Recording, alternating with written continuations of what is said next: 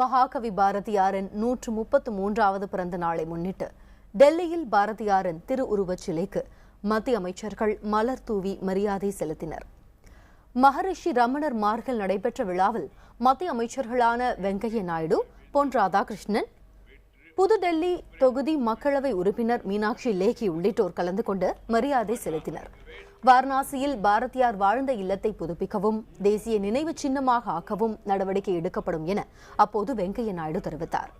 இந்நிகழ்ச்சியில் ஏராளமான பொதுமக்கள் மற்றும் பள்ளி மாணவர்கள் கலந்து கொண்டனர்.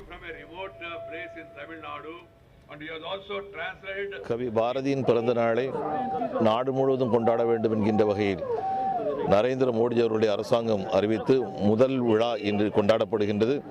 இது தமிழர்களுக்கு, தமிழ் சமுதாயத்திற்கு கொடுத்திருக்கக்கூடிய மிகப்பெரிய அங்கீகாரம்.